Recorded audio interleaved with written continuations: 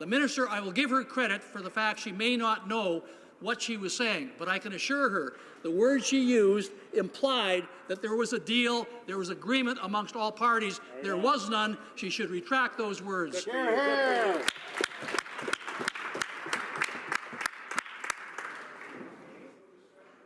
We'll now proceed with the statements by members. Déclaration des députés. L'honorable. The honourable member for Repentigny. The Prime Minister this evening is in cowboy country. He's in Texas, where he'll receive a prize for his leadership in the promotion of fossil fuels. Many admirers and partners of the Prime Minister will be there. ExxonMobil, Shell, BP, Enbridge, TransCanada. Hey, that'll make for some great selfies, Mr. Speaker. What this prize means is that this Prime Minister is the oil company's Prime Minister. He's the Prime Minister of the oil sands, of dirty energy, of pipelines. While polluters honor our Prime Minister, I'd like to remind you that in Quebec, we've made the choice for green energy and sustainable development. While the Prime Minister is being acclaimed by oil magnates, a 19th century form of energy, Quebec has chosen the energy source of the 21st century, Mr. Speaker. And the future is Quebec, Mr. Speaker, and that will be a great prize. The honourable member for La Prairie. Today, Mr. Speaker, thousands of children, parents, and teachers from across the country will take a bite out of an apple at 2:30 to raise awareness of the importance of healthy eating habits. This symbolic gesture, Mr. Speaker, is part of the Great Big Crunch, an activity organized by Food Share in partnership with Food Secure Canada and the Coalition for Healthy School Food. I am proud to partner with this activity for a second consecutive year. I would remind you that last year, over 200,000 Canadians came together to promote healthy food and eating from farm to table.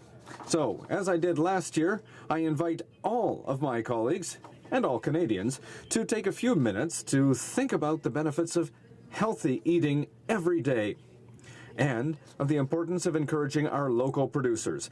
By taking a big bite out of an apple together, Mr. Speaker, we can show all Canadian families that we... Member for Edmonton Manning.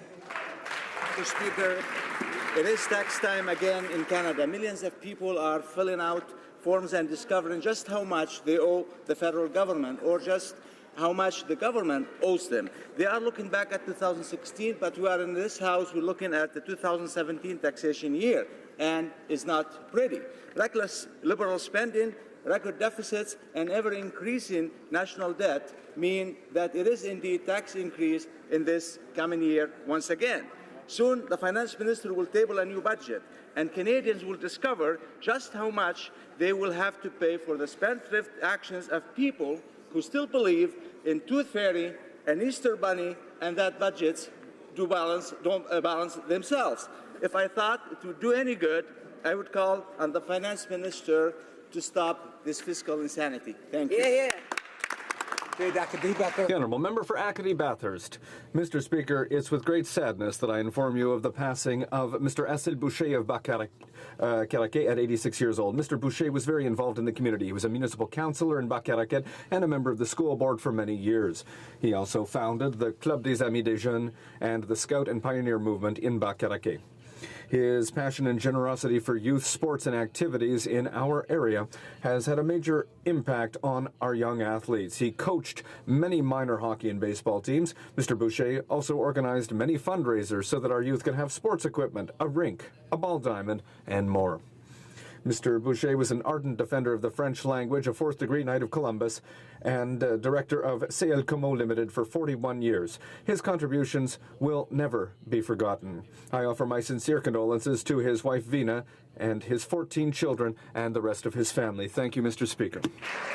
The honourable member for Skeena-Bulkley Valley. Thank you very much, Mr. Speaker. Today I rise to pay tribute to an incredible British Columbian and an incredible parliamentarian. Margaret Mitchell passed away yesterday on International Women's Day. Margaret was a champion of women's rights in her 13 years in Parliament, serving the good people of Vancouver East. From before her time here, throughout her entire existence as a member of Parliament, she fought for justice for women. She fought with other MPs from across the aisle to make sure that women's rights were enshrined in our charter and ensuring that generations of women to come would not have to fight the same battles continuously over and over again. Margaret, if she had been able to attend yesterday and see the daughters of the vote take their places in these seats and have their voices heard in Parliament as they were, would have been proud of all of her accomplishments and so many of her colleagues, but she would have wanted more. She fought for justice for Chinese Canadians and the unfortunate Chinese head tax that was placed upon them, and she fought always for basic humanity and basic rights for all humans. Thank you very much, Mr. Speaker. Honourable member for Quebec-Mactaquac. Mr. Speaker, I rise today to recognize a fellow member of Parliament from across the floor for his kind act. Thank you to my colleague, the Honourable Member for Cariboo Prince George, who went above and beyond his typical everyday obligations for one of my constituents, Derek Casista of Grand Falls, New Brunswick, who dedicates his life to saving others as a paramedic. I would also like to take this opportunity to thank him, the first responders, firefighters, police officers, paramedics, veterans, and active military personnel I have met with and spoke with about my colleague's bill on the important issue of PTSD and post-traumatic stress disorder. At the end of the day, strong government requires good opposition, and despite different opinions on various issues, we need to demonstrate that all sides of the House can collaborate and work together for the benefit of all Canadians. I look forward to continuing to work with my colleagues on both sides of the House in a manner which exhibits one of our most important national strengths, collaboration. Thank you, Mr. Speaker.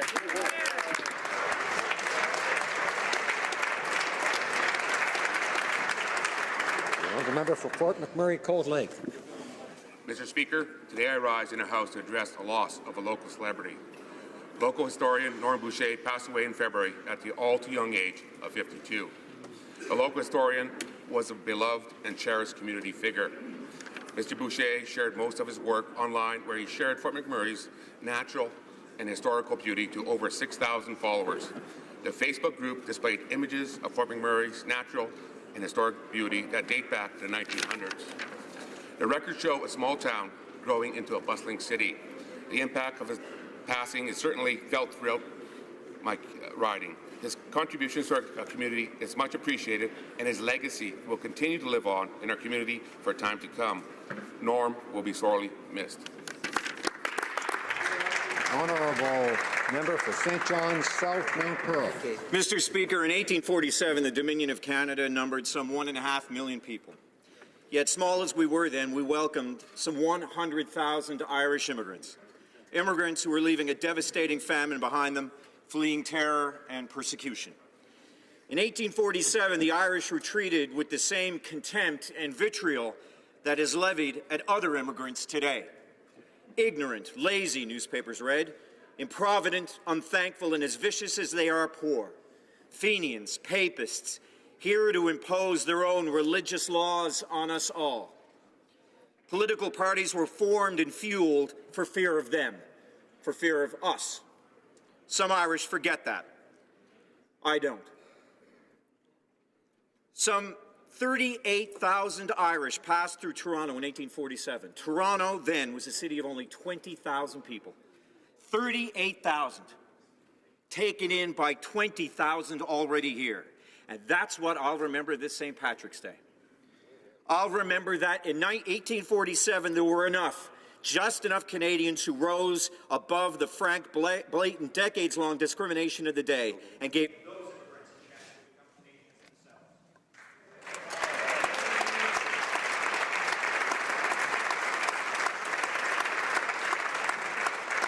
The honourable member for Scarborough-Guildwood.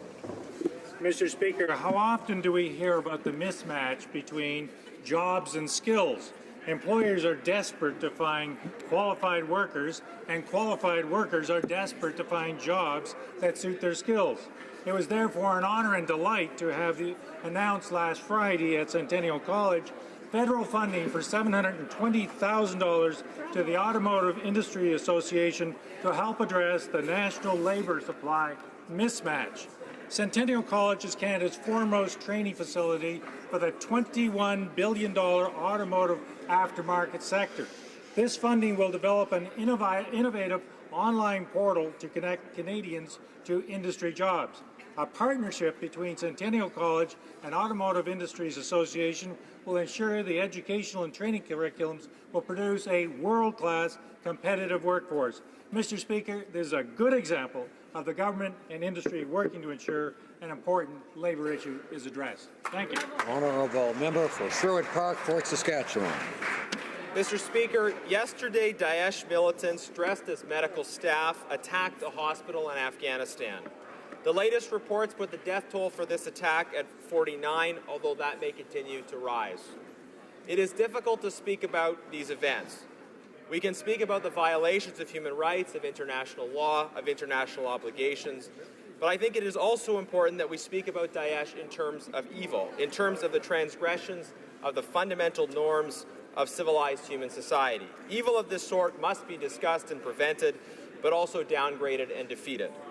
Events like these reveal the potential of our species for evil, but also for good. We honor the heroic courage of those on the front lines and behind the line fighting against Daesh, who risk their lives in incredibly dangerous situations. To do good in a dangerous world requires heroic courage and a willingness to face confrontation. My thoughts and prayers, and I'm sure those are of all members, are with the victims and the survivors of this terrible attack and all those fighting Daesh today. Thank you. The Honourable Member for Etobicoke Lakeshore. Mr. Speaker, I rise to let the members know that March Madness in Toronto has begun.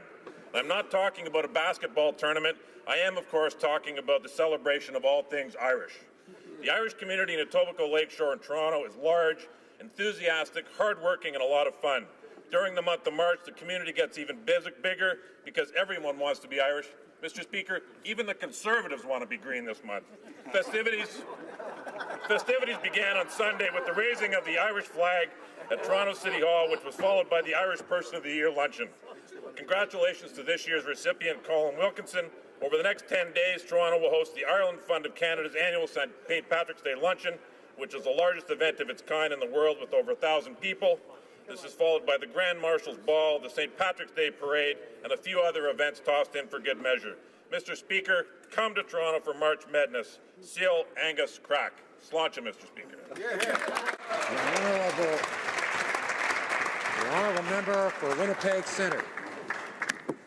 Mr. Speaker, yesterday Master Corporal Alfred Barr of the Royal Canadian Air Force's 435 Transportation and Rescue Squadron based out of Winnipeg was tragically killed in a training accident near Yorkton, Saskatchewan. As a reservist and a former full-time member of the Canadian Armed Forces, Mr. Speaker, I know along with many other members of this House, we know the importance that the uniform carries and the weight it bears on their family, friends, and community. Every day, men and women of our search and rescue community don their uniforms and risk their lives to fulfill their motto, that others may live. Yesterday's loss is a reminder of the selflessness and the sacrifice that exemplifies their profession and the professionalism of all members of the Canadian Armed Forces. On behalf of my colleagues, Mr. Speaker, I offer my deepest condolences to their family and friends of Master Corporal Barr and to the search and rescue community into which he proudly served.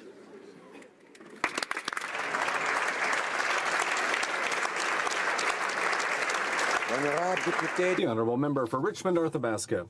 Mr. Speaker, today I'd like to tell you about an extraordinary athlete from Quebec, Alex Harvey. This cross-country skier from Saint-Féral-des-Neiges made all of Canada proud last Sunday as he won the gold medal at the World Cross-Country Championships in Finland.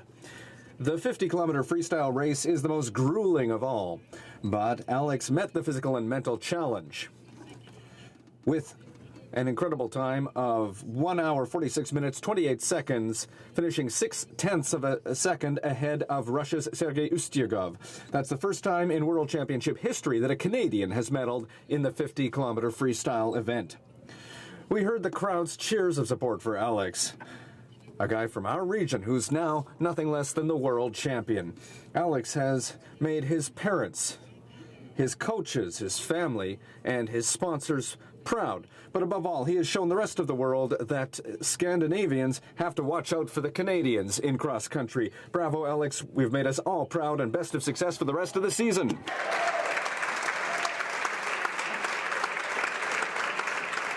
The Honourable Member for Vancouver Centre.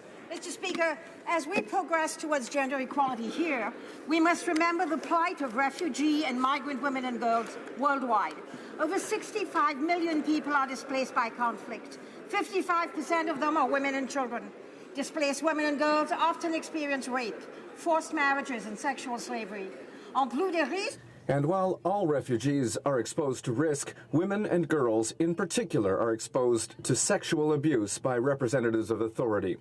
Migrant camps offer little by way of security or health care, and women don't always have their ID, which can help ensure a certain level of security. In welcoming countries, women can be isolated by pressure to maintain their cultural identity. This isolation limits their access to professional and language training, thus limiting their economic security. Our own progress, let's remember, women's rights are human rights, and we cannot celebrate fully until all women enjoy those rights. The honourable member for Belleuil-Chambly. Mr. Speaker, this year we're celebrating a major milestone in Chambly. The Très Coloré restaurant is turning 50. Founded in 1967 by Joseph Petroza, today the restaurant is managed with love and passion by his three sons, Joey, Tony, and Roberto. Whether it be for a great home-delivered pizza on a Friday night or a great dinner over a glass of wine on site, Très Coloré is an institution in Chambly. And what's more, the Petroza brothers have received the Canadian Consumer's Choice Award for the South Shore of Montreal in the restaurant category. It's a well-deserved honor. And they go well beyond great food, Mr. Speaker. The family is also heavily involved in the region, whether it's the Chambly Multicultural Festival or the annual fundraising supper for the Centre d'Écoute Montérégie. The Petroza family is always giving back to the community. It's with great pleasure that I wish them a happy 50th and, of course, another 50 years of good food and good humor. Grazie. The honourable member for Yorkton-Melville. Mr. Speaker, I'm so deeply saddened to rise in the House today in response to a tragedy that took place in my riding yesterday. Near Yorkton, Saskatchewan, we lost a young Winnipeg-based search and rescue technician with the Royal Canadian Air Force in a training accident. Master Corporal Alfred Barr was a member of 435 Transport and Rescue Squadron. I want to express my deep, heartfelt condolences to Master Corporal Alfred Barr's family, friends, and fellow service members on behalf of the people of my riding and my colleagues here. Master Corporal Alfred Barr was a member of the search and rescue community that takes risks every day in all kinds of circumstances to help their fellow Canadians. Our thoughts, prayers, and condolences are with Master Corporal Barr's family, friends, and fellow service members.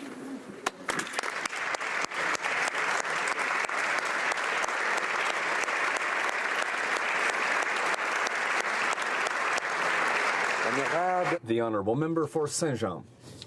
Mr. Speaker, I wish to thank the Minister of National Defence, who today recognized the government's responsibility to support the survivors and families and the descendants of those who were killed in the accidental grenade explosion at Valcartier in 1974. 6 young Canadians lost their lives that day, and many others suffered terrible injuries. I wish to recognize the courage of the cadets, instructors, and first responders, and all those who rushed to the scene immediately after the explosion. Let us salute the group of cadets and stakeholders who have fought the battle for 43 years. Their efforts and their leadership have alleviated much suffering. They deserve our country's gratitude. My heart is with all those who have carried the burden of this terrible chapter of Canadian history, and I can only hope that today's announcement will be of some comfort to them. Thank you, Mr. Speaker.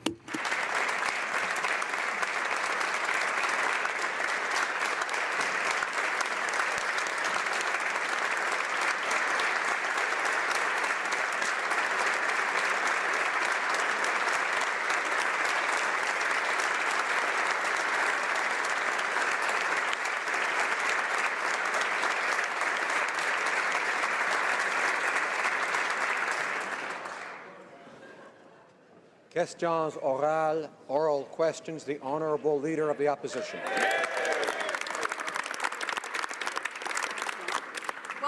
Speaker, we know that the Prime Minister has now written and rewritten his budget a few times. It seems he can't quite find the right way to tell Canadians that he wants more of their money. Right. And with Mr. Trump moving to drastically reduce taxes, what businesses need to hear is that we will do the same thing here in Canada to create jobs. Mr. Speaker, lowering taxes to compete with the United States should be done in this budget. The sooner, the better. So what is the Prime Minister's plan to make sure that Donald Trump doesn't steal our jobs? Honourable President of the Treasury Board. Speaker, Budget 2016 invested in jobs and growth and infrastructure and innovation, and it cut taxes for Canada's middle class. And, Mr. Speaker, the Conservatives voted against those tax cuts. Furthermore, it invested in a Canada Child benefit that is lifting 300,000 Canadian kids out of poverty. Canadians can be assured that Budget 2017 will continue to invest in a pro-growth, pro-middle-class agenda that will be good for the Canadian economy. Honourable Leader of the Opposition. Well, Mr. Speaker, the Prime Minister is making Canada a less attractive place to do business and create jobs every single day. Business investment has fallen every single quarter since the Prime Minister took office. And when people aren't investing in our economy, jobs are not created. And it's about to get worse as Donald Trump lowers taxes and cuts red tape while the Prime Minister is going in the exact opposite direction. So, Mr. Speaker, will the Prime Minister wake up, lower taxes, cut red tape, and protect Canadian jobs? Honourable Minister of Innovation. Mr. Speaker, the member opposite wants to talk about jobs, so let's talk about jobs. Since we formed the government, there are 286,000 jobs created since Liberals formed government, Mr. Speaker. And these jobs have been created across the country. Let me just highlight a few key examples because of our policies, Mr. Speaker. Bell Helicopter, we worked with them to secure 900 jobs and, more importantly, create an additional 100 new jobs. GE invested in Welland to create 220 jobs. Thomson and Reuters, they're investing up to 1,500 jobs. GM Canada hired 1,000 new engineers, Mr. Speaker, and more jobs to come. Honourable Leader of the Opposition. Mr. Speaker, these are mostly part-time jobs, and this is a serious issue that is coming up in this next budget. Small businesses are bracing for this next budget. They already know that they've been hit by the Prime Minister's carbon tax, the EI hike, the CPP tax hike, and his cancellation of the small business hiring credit. At the same time, they're worried about the impact of Donald Trump's low tax rates. Small businesses are the backbone of our economy, and yet the Prime Minister just keeps taxing them more and more and more. Mr. Speaker, when will the Prime Minister give small businesses a break? The Honourable Minister of Small Business and Tourism. Mr. Speaker, I appreciate to rise in this House and to remind members as well as Canadians is that we take our small businesses very seriously. Yes, they are the backbone of the economy, and we know that through our investments and through our plan that they will be able to be more productive, more innovative, and export-oriented. And Mr. Speaker, small businesses want to export, so we are creating the conditions to make it easier. If you look at the Accelerated Growth Service, we are looking at the high-impact, high-growth firms and giving them catered services so that they can actually advance the services and products that they have. We will continue to work hard for small businesses. The Honourable Member for Richmond Athabasca. Mr. Speaker, the budget will be balanced before 2055 rather. That means my 15-year-old daughter, who's listening to us over the web, will be 53 years old when the government retakes control of public finances. That means that Liberal deficits are being made on the backs of our children. That means that my daughter, for 38 years, if nothing changes, will have to pay taxes and additional income taxes for the irresponsibility of the Liberal government. Mr. Speaker, what does the Prime Minister have to say to my daughter who is listening to us now? The Honourable Chair of the Treasury Board. In Budget 2016, we invested in jobs, growth, we invested in the middle class, we invested in infrastructure and innovation and tax cuts for the middle class, and the Canada Child benefit. The economy improved. But there is work that is yet to be done, and we will continue to make important investments into the middle class in order to generate economic growth for all Canadians. The Honourable Member for Richmond Athabasca. Let's talk about economic growth. This is what the business world is saying in the most recent report of the Canadian Federation of Independent Business. Small and medium business owners are highly concerned that today's deficits are going to become tomorrow's taxes. They think the government should commit to eliminating the deficit not in 38 years, but in 5 years. Mr. Speaker, when I was talking about our children earlier, now I'm talking about our job creators. They are concerned as well. The last thing we need is more taxes, and more income taxes, and more deficits. What does the Prime Minister have to say to them, too, as they are listening to us? Minister. The Honourable Minister. Bonne journée, parce qu'aujourd'hui, on a fait une annonce. On travaille ensemble. Good news. We are working on investing in our Canadian entrepreneurs. We are investing not only in the Canadian economy, we are also investing in our future. The fund we announced today will help businesses to grow and support the men and women who are working hard to develop businesses and to create more jobs for the middle class throughout the entire country.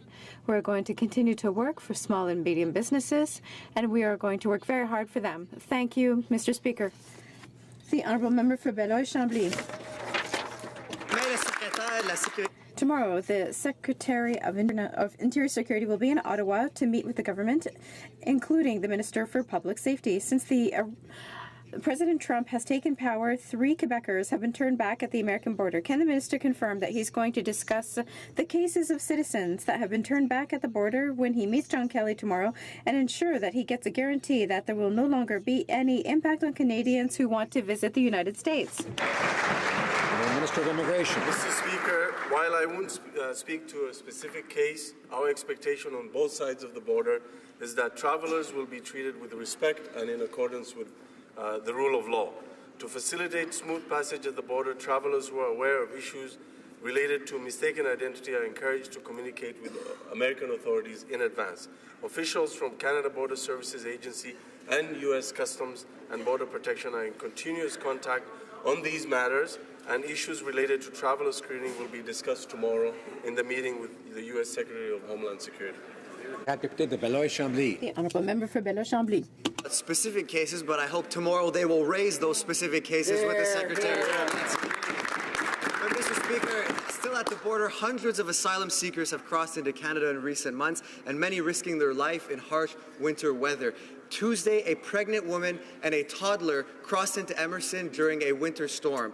We can no longer have confidence that refugees in the United States have access to a fair process. So will the minister finally do the right thing and immediately suspend the Safe Third Country Agreement with the U.S. to allow these people to cross safely while seeking asylum in Canada? Honourable Minister of Immigration. Mr. Speaker, Canada's refugee system is lauded around the world for being one of the most compassionate. The Safe Third Country Agreement is an agreement between the United States and Canada to properly manage asylum seekers. He should know, the member opposite should know that the UN Refugee Agency supports the principle behind the Safe Third Country Agreement to prevent asylum shopping. And if the New Democratic Party is prepared to engage in an argument with the UNHCR, they're more than welcome to do so. Honourable Member for Essex. This week, the United States signaled their priorities in regards to NAFTA. They've indicated their #1 priority involves sourcing auto parts at home. This would have a huge impact on Canada's auto sector, which is deeply integrated with its North American counterpart. And still, this Liberal government remains silent on their NAFTA priorities. Will the minister ensure that any NAFTA renegotiations will protect Canada's auto jobs and respect the sector's integrated nature? The Honourable Minister of Foreign Affairs. Mr. Speaker, I am delighted to assure the member opposite that I will fight for precisely that. I have had several meetings with Labour representatives, with representatives of our auto parts sector, and we are very, very aligned on fighting for a great deal for Canada. And you know what? I am confident we can do it because that is our government's record on trade. We have overturned discriminatory coal legislation in the United States. We persuaded Mexico and China to end their bans on Canadian beef, and we convinced China to lift its embargo on our canola, and exports of Canadian canola have more than doubled since October. Thank you, Mr. Speaker. A member for Essex. Mr. Speaker, Canadians aren't delighted or reassured by the minister's talking points. The U.S. Commerce Secretary said very clearly, quote, Canadians know times are different. They know they're going to have to make concessions. Concessions? There's too much at stake for Canadian workers. The tone has changed from a tweak to a threatening big bazooka. And apparently this Prime Minister still has nothing to say. Canadians need to know that their government is going to fight for their jobs. What is this government going to bring to the table during NAFTA renegotiations? Minister of Foreign Affairs. Mr. Speaker, I would like to start by reminding the member opposite and everyone in this House that NAFTA negotiations have not yet begun, and now is not the time for us to prematurely lead our cards on the table. But what I want to say is assure everyone that we will continue to get a great deal for Canadians, and our record proves it. Let me share some great news. In January, Canada posted its third straight trade surplus. Our strong export performance included the car sector, where exports were up 7.7%. Well, member for Selkirk, Interlake, Eastman. Well, Mr. Speaker, the Liberals are clearly feeling the pressure to increase defence spending. Reports this week noted the Liberals are actually going to spend less on defence, but they're planning on cooking the books in hopes of fooling our NATO allies. Instead of including the Coast Guard's budget in defence spending, which is nothing more than just a shell game, the Liberals should pay our troops what they are deserved when they are out there fighting ISIS. Will the minister stop playing shell games with our defence spending and retroactively pay back all the danger pay, and I mean retroactively pay it all back to all our troops who are stationed in Kuwait? Honourable Minister of National Defence. Mr. Speaker, the member opposite knows my strong will and desire in our government's desire to making sure that our troops who are deployed get all the benefits that they want. But if he wants to bring up certain facts, what about the deficit reduction plan that the previous government had that cut billions of dollars from defence? That's one of the reasons why we launched a defence policy review, to look at a thorough plan for the next 20 years that will look at the proper defence investment, that will look after our troops into the future. Thank you, Mr. Speaker. The Honourable Member for Charles-Saint-Charles. Mr. Speaker, the Liberals are spending freely on everything, but now they're showing their dark side by being cheap with soldiers who are fighting the Islamic State. They're taking $1,800 away a month from them. That's shameful. This is a significant amount for military spouses who have to make ends meet while their spouses are away. Who in this government considers that it's a good idea to cut $1,800 a month from military spouses? Minister of National Defence. Mr. Speaker, thanks for the passion for the troops, and I think we all share that. When it comes to looking after our troops, as I stated, we not only want to be looking after our troops in or in Operation Impact, but also other operations as well. As I stated, we have launched our review, and I wish that our members opposites here had the same level of compassion and desire as they have now when they're actually in government, to making sure that our troops were not sent without the tax-free allowance. Thank you, Mr. Speaker. Member for Carleton. A report written under the direction of the former parliamentary budget officer was released this week and said, quote, the magnitude of the government's two-year program spending increase is unprecedented in modern times, with a 12% increase in spending over this period. It goes on, if interest rates increase or economic growth further weakens relative to planning assumptions, young people will be paying dearly for today's deficit-financed activities. The finance minister is grasping for Canadians' wallets to pay the bills for all of this out-of-control spending. How much exactly will the federal government raise in new revenues from its proposed carbon tax? The Honourable Parliamentary Secretary to the Minister of Finance. Thank you very much, Mr. Speaker, and I'd like to thank my colleague for his question, even though I don't agree with the premise of his question. Mr. Speaker, our government is committed to helping middle-class Canadians and those working hard to join it. And I'll tell you what we've done thus far. So far, Mr. Speaker, we've lowered taxes for middle-class Canadians. We've put in place a historic agreement called the Canada Child Benefit Program, which has lifted hundreds of thousands of children out of poverty. We've helped our seniors, Mr. Speaker, by putting in place an increase in the guaranteed income supplement. Mr. Speaker, we are supporting Canadians. We're going in the right direction, and we're going to continue to do so. Thank you. The Honourable Member for Carleton. Financial Post today has a headline, quote, Bank for International Settlements says Canada is showing early warning signs of a financial crisis. It goes on. In its fall report, the BIS indicated that Canada had one of the highest credit-to-GDP ratios among developed nations. That report said the country's unusually elevated level posed a threat to the country's banking system, Mr. Speaker. Our country has the highest level of household debt to income in the OECD. When will this government realize that Canadians have too much debt of their own, they can't afford the government? Honourable Parliamentary Secretary to Minister of Finance. Thank you very much, Mr. Speaker. And once again, I always appreciate the opportunity to tell Canadians the good work that this government has been doing. Once again, Mr. Speaker, our priority for this government is to help middle-class Canadians and those that are working so hard to join it, and the most vulnerable Canadians. I'm going to give you a few more detailed examples of the things that we have done, Mr. Speaker. When we look at the Canada Child Tax Benefit Program, Mr. Speaker, over 300,000 children will be lifted out of poverty. When we look at our increase in our guaranteed income supplement for low-income seniors, we will be providing assistance to more than 1 million seniors that will benefit from this raise. Mr. Speaker, we are going in the right direction, we are focused, and we're moving ahead. Order. If members for Cape Breton, Canso, and Vancouver Kingsway wanted to have a discussion, maybe they should do that outdoors. Otherwise, I hope that they'll listen to the questions and the answers and the rest of the question period. I know that's a friendly conversation, but still. The honourable member for Central Okanagan's Milkmean Nicola. Mr. Speaker, when it comes to deliverology, we know so far this Liberal government has delivered over $25 billion in debt this year and working hard to do so in the next.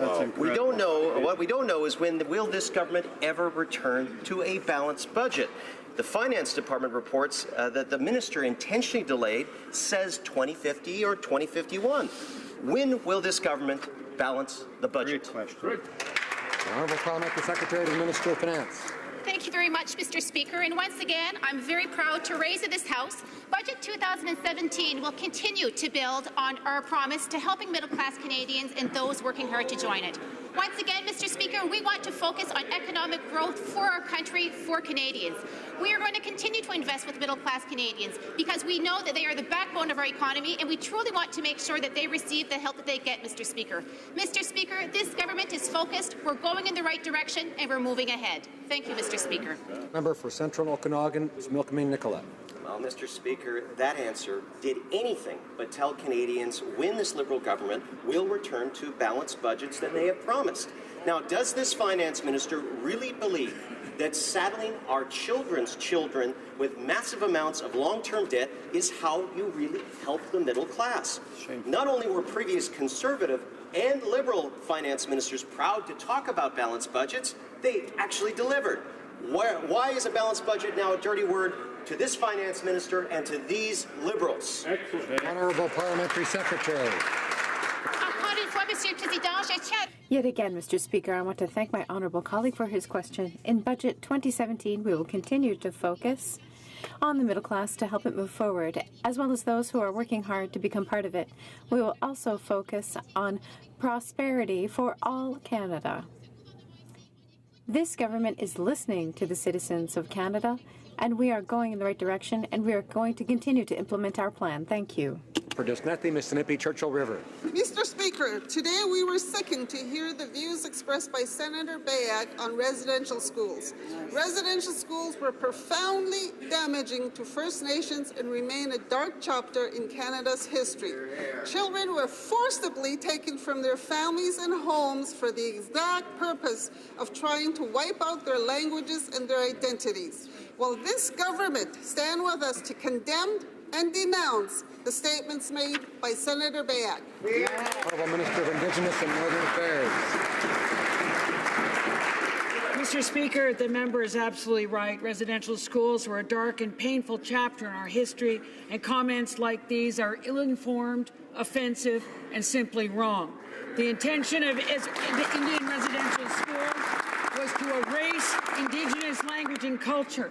The Senator's comments underscore the need for better education so that all Canadians can work together to advance the shared journey of reconciliation. Survivors, families, and communities are still dealing with the intergenerational trauma resulting from Indian residential schools. We must be all united in supporting them.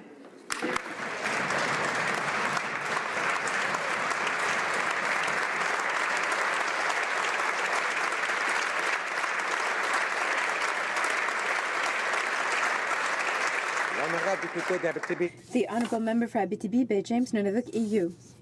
Mr. Speaker, I would like to thank the Minister for what she said. I was also shocked and disgusted when I heard what Senator Biak said. The intention of residential schools was to take me away from my family, my culture, my language, and my land. Indian residential schools were a form of cultural genocide. There's never a good side to genocide. I know that the minister is supporting what I have to say, but we need to go further. Will the minister ask the senator directly today to resign? The Honourable Minister for Aboriginal Affairs. Monsieur le Président. Mr. Speaker, I would like to thank my member for his vigilance and his leadership in the matter of Aboriginal, or rather Indigenous peoples and residential schools. It is extremely important for Indigenous peoples to decide whether they want an apology or a resignation. That is a matter for Indigenous peoples. Mr. Speaker, no wonder the Transport Minister couldn't answer my questions yesterday. It's the Finance Minister calling the shots. We now know the airports are on a fire sale to foreign buyers to fund his infrastructure bank because his runaway spending has drained the Treasury. Canadian travellers will now be forced to pay higher costs and more fees to foreign airport owners to pay for the Liberals' reckless spending. Will the minister or anybody on that side finally admit that the airports are being sold solely because they have run out of money? Minister of Transport. Well, thank you, Mr. Speaker. This offers me another opportunity to point out something that I began pointing out last November, and that is that it is of the highest priority that we improve passenger service in this country. We are trying to lower prices. We are trying to offer more choice. We are trying to reduce the amount of time to go through security or to go through customs. And yes, we are committed to a regime of rights for air passengers. Those are the factors that guide us in our decisions with respect to airports and airlines. The Honourable Member from Mégantic-l'Érable. Thank you, Mr. Speaker. I understand the situation of the Minister of Transport. The Liberal government has spent freely since it was elected, and now it seems that credible sources are telling us that the government is going to sell off infrastructure to pay for its infrastructure bank. They've been spending, and now they see that the ATM is empty, and now they're going to sell the furniture to pay the interest of the Minister of Finance's credit card. On March 22nd, instead of holding a fire sale, could the government get its house in order and present a plan to return to balanced books in Canada? The Honourable Minister of Transportation. Once again, thank you, Mr. Speaker. This gives me the opportunity to repeat yet again what motivates us the most.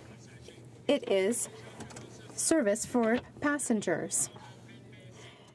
They have observed that there are more choices and lower costs. They know that we want to reduce wait times to get through security and through customs. There will be a Bill of Rights for passengers. That's what counts in our airports, and that's what motivates us. Thank you. Member for Foothills. Mr. Speaker, the Alberta NDP is using money from the Building Canada plan as its own personal slush fund. Instead of funding key infrastructure projects like roads, bridges, water treatment plants, Premier Notley is withholding $300 million from rural municipalities to pay for her massive debt. And the Liberal infrastructure minister is letting her get away with it. Mr. Speaker, when will this minister put aside his friendship with Premier Notley? When will he stand up for Albertans? When will he demand that money from the Building Canada plan go directly to municipalities so we get the best bang for the taxpayer's buck? Honourable Parliamentary Secretary to the Minister for Infrastructure. Mr. Speaker, I thank the honourable member for his question. We understand the challenges facing Alberta and will continue to deliver on our infrastructure commitments to invest and support economic growth and improve our communities. Working with our provincial and municipal partners, we're improving transit, roads, bridges, water systems in Alberta for Albertans. We've approved 127 projects, Mr. Speaker, worth $1.36 billion in federal funding and $4.2 billion in combined funding. This is what we're delivering for Albertans and will continue to deliver for Albertans, Mr. Speaker. Honourable member for Lakeland. Mr. Speaker, if they understand the challenges, they better do something about it. But yesterday, the minister said, quote, federal infrastructure dollars can only be used for infrastructure projects. But the AUMA is clear. The Alberta NDP is breaking the commitment of $300 million for infrastructure projects in local communities. Albertans need infrastructure, Albertans need jobs, Albertans need a minister that will stop betraying them. When will the minister stop defending the Alberta NDP and call on Premier Notley to use Building Canada funds for community infrastructure and nothing else? The Honourable Parliamentary Secretary. Mr. Speaker, I thank the honourable member for her question. The Minister and the Ministry has a strong working relationship with the Government of Alberta, the AUMA, the AAMDC, and mayors from across the province. And the Ministry values the opportunity to meet with communities and talk about their infrastructure priorities. As I mentioned previously, there are 127 projects that will benefit the communities all across the province, a number of which, if not most of which, are in some of the main municipalities. We'll continue to deliver for Albertans. We'll continue to deliver quality jobs for the 21st century and for all Albertans. And that is what we're going to do in this government, Mr. Speaker. The honourable member for Sherbrooke. Mr. Speaker, nothing is going well at Canada Revenue Agency. The ship is sinking. After private receptions and amnesty for fraudsters, we're finding out that many public servants there are abandoning ship and going to work for KPMG. The phenomenon of the revolving door is alive and well at the CRA and accounting firms. For a year and a half, we've had a new captain, but the ship is still sinking. When is she going to put an end to this cronyism? The Honourable Minister. The Canada Revenue Agency has the most rigorous policies when it comes to working conditions within the government. When these employees leave their jobs, former CRA employees have to meet strict conditions. Disclosure of information is prohibited by law, and that prohibition has no time limit. And agency employees can be sanctioned, including fines and prison terms if they contravene this. The honourable member for Skeena-Bulkley Valley. Comes to going after rich tax cheats. The Liberals' motto seems to be hear no evil, see no evil. When the sweetheart amnesty deal was exposed, the one between the Liberal government and KPMG, the Liberals refused to even condemn it. Then we tried to get key documents from KPMG at committee. Liberals blocked it. But now the Revenue Minister is speculating that charges may in fact be brought. You know, one day, maybe, wink, wink. Canadians are tired of having to pick up the tab for rich tax deadbeats. So which is it? Will the Liberals be pressing charges in the KPMG scam? Yes or no? Honourable Minister of National Revenue. Mr. Speaker, I thank my colleague to give me the opportunity to pass a message on to Canadians.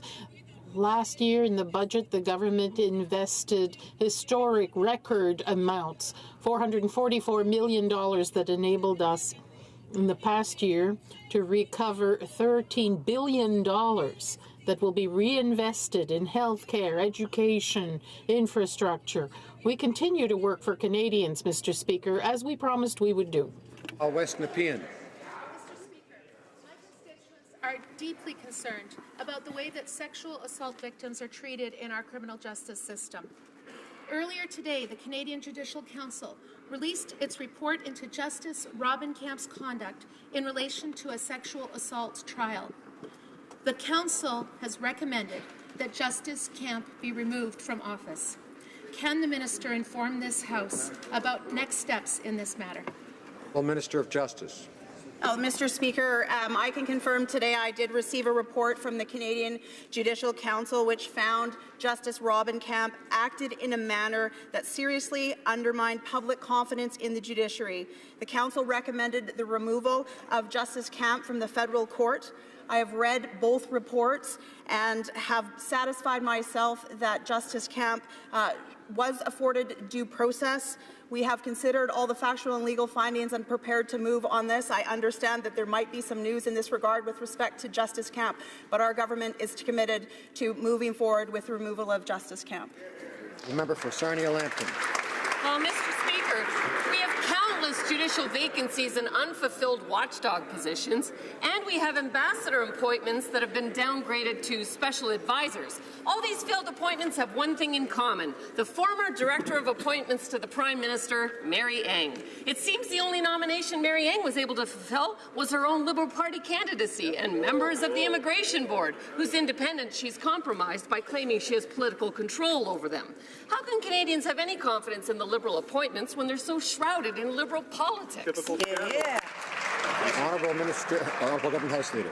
Speaker, we are proud actually of the new government-wide appointments process that we introduced that is open, transparent and merit-based. This appointment process actually allows Canadians from coast to coast to coast to apply. All positions are available online. It's exactly what we committed to Canadians. It's exactly what we've delivered on, and I encourage Canadians to apply. Thank you, Mr. Speaker. The honourable member for Lévis-Loubinière. Mr. Speaker, any government appointment to senior positions have to be done on an impartial basis, evaluated according to skills and merit. Since this Prime Minister has been in office, he's shown the contrary.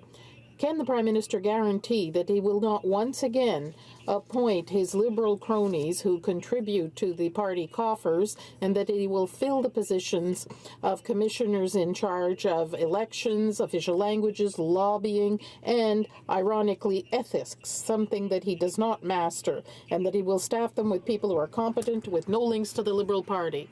Mr. Speaker, as we promised Canadians, we introduced a new pan-government process for appointments that is new, transparent, and merit-based. Our approach will seek out high-quality candidates that represent gender equality as well as diversity of Canadians.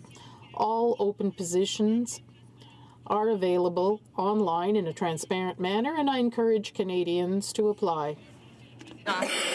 Thank you. For Red Deer Lacombe. Mr. Speaker, we know that governing is hard, and there's more to it than taking selfies and holding hands. Now, the Liberals have failed to make a single parliamentary watchdog appointment in their 18 months in government. It seems the only appointments this government can make are to friends and former chiefs of staff. So, Mr. Speaker, 18 months have passed. How much longer do we have to wait for this Prime Minister to start doing his job and appointing people to these watchdog positions? Or is it taking so long because he's trying to find people who will turn the other cheek to his ethical transgressions? Hear, hear. Honourable Government House Leader. Mr. Speaker, I also agree that every member in this House works very hard, just like every Canadian in this country works very hard. And that's why our government is committed to working hard for middle-class Canadians and those working hard to join it. I am always proud to stand in this House and to remind Canadians and all members that we introduced a new government-wide appointment process that is open, transparent, and merit-based. Our approach will result in the recommendation of highly qualified candidates who achieve gender parity and truly reflect Canada's diversity. The new selection process reflects the fundamental role that many Canadians play. The honourable member for Red Deer Lacombe. Mr. Speaker, the Prime Minister is under multiple investigations. He refuses to answer questions about his ethical shortcomings. The Innovation Minister was forced to admit that he misled Canadians over the en-bond boondoggle. The Finance Minister is engaged in the carbon tax cover-up and the secret sell-off of airports. So when will this Prime Minister finally act like a leader and be honest with Canadians instead of thinking he's above the law? Hear, hear. The Honourable Government House Leader. The Prime Minister has said time and time again that he will respond to any questions that the Commissioner has. This government is committed to working hard for middle-class Canadians and those working hard to join it. That's why we lowered taxes on the middle class. That's why we introduced the Canada Child Benefit that helps families with children that need it the most. That's why we recognize that we can have a sustainable environment as well as a strong economy. They go hand in hand, and we need to continue working hard. And I encourage all members, let's work better together. Thank you, Mr. Speaker. Honourable member for Courtenay Alberni. Mr. Speaker, 3 of the retirement homes purchased by Anbang, a Chinese insurance company, are in my riding on Vancouver Island. American companies have refused to work with Anbang because of its murky ownership, yet Liberals rubber stamp the deal. British Columbians demand greater transparency when publicly funded assets are sold to foreign interests. Our health care should not be for sale.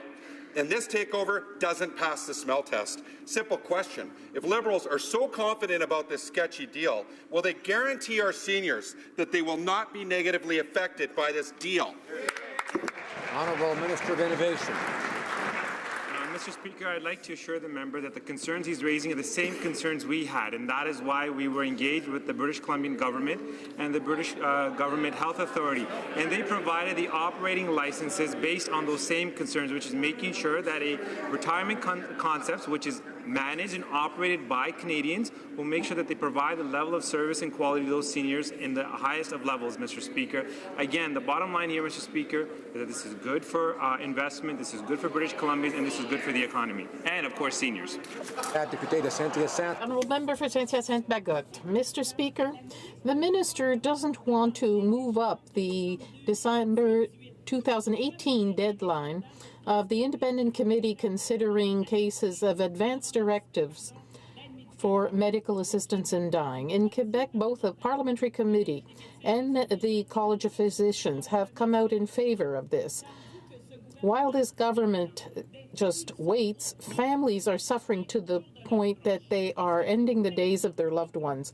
Will this government finally assume its responsibilities and demand the tabling of a report immediately on advance directives? The Honourable Minister of Health. Mr. Speaker, in fact, as all members of this House will know, earlier last year we introduced legislation and it passed and received royal assent allowing Canadians to have access to medical assistance in dying. Through that legislation, we were able to allow Canadians to have access to that right, but at the same time to recognize that there are vulnerable people who need to be protected. By all accounts that I have had with medical practitioners, with medical regulators, the system is working well. We are continuing to track that. We also have a review underway to address some of the questions that were raised in this House during that consideration, and we look forward. The honourable member for Niagara Falls. Thank you, Mr. Speaker. Headlines are telling us, Mr. Speaker, that the Crown's attorney in Alberta are having to accept plea deals on criminal cases because of the judicial backlog. In fact, the paper today in Ottawa said that there are 1,000 cases that are in jeopardy of being thrown out, and this in large part is because of Liberal inaction in this area, Mr. Speaker. So if 1,000 cases isn't enough to get this government moving to make judicial appointments, how many would it take? How about 5,000? Would that be enough for the government? Honourable Minister of Justice. Thank you, Mr. Speaker. I'm pleased to stand up to speak to the substantive and quality judicial appointments that we have made and to speak to the substantive and quality judicial appointments we will continue to make. I am pleased that we have introduced a new judicial appointment process and instituted a new composition for judicial advisory councils that will provide us recommendations and highly recommended candidates to fill the seats on the superior courts across the country. We are taking the necessary time in order to ensure that the judges that were appointed to the superior courts reflect the diversity of the country and have the utmost in terms of merit and ability. Honourable order. The honourable member for St. Albert, Edmonton. Mr. Speaker, Canadian courts are at a tipping point. Prosecutors are dropping serious criminal cases because they lack resources to meet deadlines, and the Minister of Justice has failed to fill more than 60 judicial vacancies, resulting in serious criminal cases being thrown out of court. So, to the Minister, how many more cases are going to be thrown out of court before this Minister finally gets her act together and starts appointing judges? Honourable Minister of Justice. Well, thank you, Mr. Speaker. Again, I'm pleased to stand up to speak to the substantive appointments that we've made in terms of judicial appointments to superior courts across the country. We are continuing to ensure that we make quality appointments that reflect the diversity in this country. That is why we instituted a new judicial appointments process. That is why we reconstituted the judicial advisory committees to ensure that we have substantive, quality, credible candidates that I can put forward, again, reflecting the diversity of the country and the makeup of our great nation. The honourable member for Oshawa. Mr. Speaker, the Prime Minister is trying to keep at least one election promise, and he's moving forward with legislation to legalize marijuana. Marijuana edibles, such as lollipops, brownies, cookies, and candies, are directly targeting Canadian youth and are currently the #1 sales item at illegal dispensaries. Mr. Speaker, how can Canadians trust this Prime Minister to protect our children under more liberalized laws when he refuses to protect them when marijuana is illegal? Hear, hear. Honourable Minister of Health. Mr. Speaker, I think the members of this House are familiar with the fact that we will be introducing legislation this spring, and that will have to do with the legalization of access to cannabis under a regulatory regime that will restrict access and will address the very issues that the member has raised to make sure that cannabis stays out of the hands of children and the profits out of the hands of criminals. I encourage all members to read the task force and make sure they are well informed. Honourable member for Marc-Aurèle-Fortin. On July 30th, 1974, a tragic accident took place at the cadet camp of the Valcartier base. While 130 cadets were in a barracks, a live grenade exploded, killing 6 cadets and injuring dozens of others. The lives of many Canadians were changed forever. Can the Minister of National Defence inform the House of what is being done to ensure that adequate care and support is provided to the survivors of this terrible tragedy? National Defence. Mr. Speaker, as I stated earlier today, I am truly sorry for the pain endured by victims of this tragedy, and I deeply regret how long it has taken to address it. That is why we are taking action. In recognition of their pain and suffering, they will receive a universal benevolent payment and are eligible for an individualized payment to cover any physical and mental injuries they may have endured. Mr. Speaker, to the former cadets who are here today and those who could not be here, on behalf of the Government of Canada, I ask them to accept this apology. We are truly sorry for the pain that they have endured, and we deeply regret how long it took to address it. Nous sommes désolés.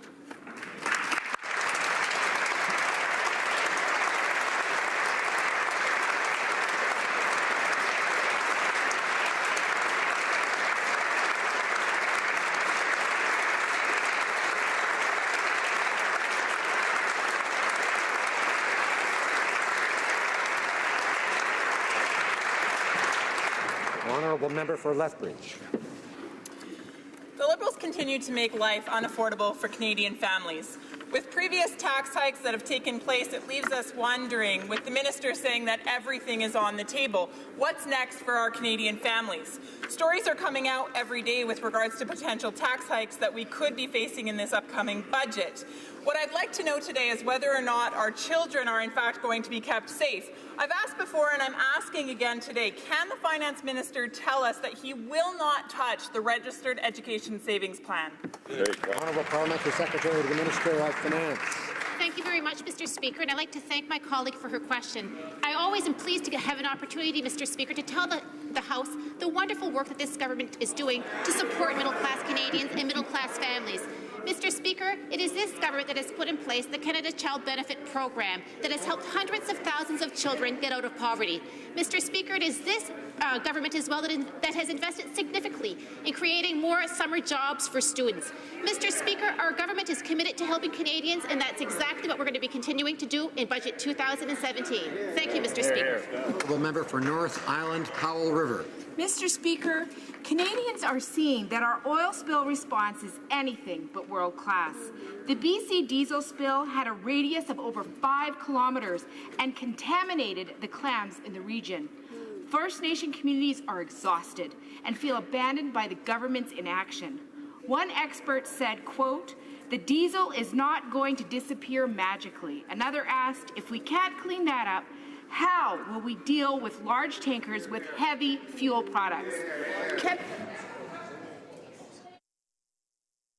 Why they simply gave up. Parliamentary Secretary to the Minister of Fisheries. Thank you, Mr. Speaker.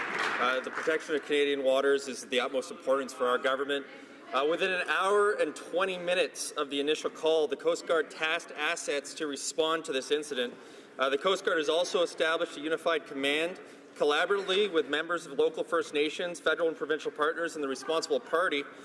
Despite their quick response, incidents like this highlight why our government is investing in marine safety with the $1.5 billion Oceans Protection Plan, which will make Canada's marine safety systems even stronger than it is today, Mr. Speaker. The member for New Brunswick Southwest.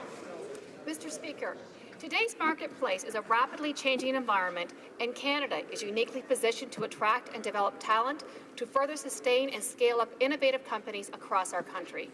The government has been clear about the need to grow our economy and create jobs that will allow our companies to expand and succeed. Mr. Speaker, can the Minister of Innovation, Science and Economic Development explain to the House what this government is doing to increase, develop, train and grow our Canadian talent? Thank you. The Minister. Mr. Speaker, I'd like to thank the member from New Brunswick Southwest for her question and her leadership on this file, Mr. Speaker. As the member well knows, we are in a global innovation race. That is why we're open to trade, investment, and people. And today, we announced the launch of the Global Skills Strategy. I'd like to take this opportunity, Mr. Speaker, actually to thank the Minister of Immigration and the Minister of Employment, who will reduce the visa processing time to 2 weeks for Canadian businesses. This will allow Canadian companies to grow, create Canadian jobs across all regions, Mr. Speaker, in all sectors. This is good for growth. This is good for high-quality jobs. Honourable Member for Port-Neuf-Jacques-Cartier. Mr. Speaker, we have to create permanent jobs. This government does nothing concrete to help the economies of our regions. There's no action on softwood lumber, and worse yet, when it comes to NAFTA, our Prime Minister naively got down on his knees before the President of the United States. This Liberal government must support our regions and give hope to people who've greatly contributed to the prosperity of our great country. Mr. Speaker, does this government want to shut down our regions? If it does not, it has to act now. The Honourable Minister of Foreign Affairs. Mr. Speaker, since this is my first response to the Conservative days, I want to thank the members for Thornhill and Prairie Sound Muskoka for their comments this week. We don't always agree on everything, but I'm proud that Canada has an official opposition that can rise above partisanship to defend our democracy. Thank you very much. With regard to NAFTA, negotiations haven't started, but Canada will be ready if and when this happens. The Honourable Member for Joliette. Thank you, Mr. Speaker. We knew that with $92 million in contracts, the government was a good partner for KPMG. But now we found out that the government doesn't just give KPMG money, it gives it employees. For the executive manager of the Institute for Governments, this may create the appearance of cronyism. These aren't cronies anymore, these are family members. How can the minister claim that the government is at war with those who engage in tax fraud when it gives those who encourage tax fraud both money and expertise? The Honourable Minister of National Revenue. Mr. Speaker, I mentioned it earlier. Our government was very proud to have announced $444 million in its last budget that allowed us to do searches abroad for $13 billion, including $1 billion in the voluntary disclosure program. We hired 100 auditors. We work on 4 jurisdictions a year. We will continue what we started, and we will see this through to the end, Mr. Speaker. The Honourable Member for Joliette. Well, here we're talking about KPMG. It hires experts from the CRA, and at the same time, the CRA hires KPMG experts. It's a great family business. The government has granted $92 million in contracts to KPMG since 2006. It has come to an agreement with KPMG to avoid prosecution of its wealthy clients who have engaged in the Isle of Man scheme. Is the Minister of Revenue really trying to make us believe that this is a war against tax evasion? Mr. Speaker, the CRA has among the most rigorous policies around when it comes for after-employment conditions. When employees of CRA leave their jobs, they have to meet strict conditions. Disclosure of information is prohibited by law, and that prohibition has no time limit. Allow me to remind you, Mr. Speaker, that a former employee or employee of the CRA that contravenes these rules can be penalized and even prosecuted in criminal court. And now I believe that the official opposition House Leader has the usual Thursday question. Thank you, Mr. Speaker. I would like to ask the Government House Leader if she could share with his House what the business of the House will be for the remainder of this week, as well as I know when we return we will be hearing about the budget, and hopefully there'll be some very good news for Canadians in terms of some tax relief. And if she can share what will be happening the week that we come back. Thank you. Well, Government House Leader. Mr. Speaker, this afternoon we will continue with the debate on Conservative opposition motion. After today, we will have one remaining opposition day in this supply cycle. That debate will take place on Tuesday, March 21st. Tomorrow, we will continue with report stage debate of Bill C-22 concerning the National Security Committee of Parliamentarians. That debate will continue on Monday after colleagues return from their constituency week. I should also mention that a take-note debate on Operation Unifier will take place on Monday evening. Wednesday, we will commence consideration at second reading of Bill C-17, the Yukon Environmental and Socioeconomic Assessment Act, until 4 p.m., at which time the Minister of Finance will make his budget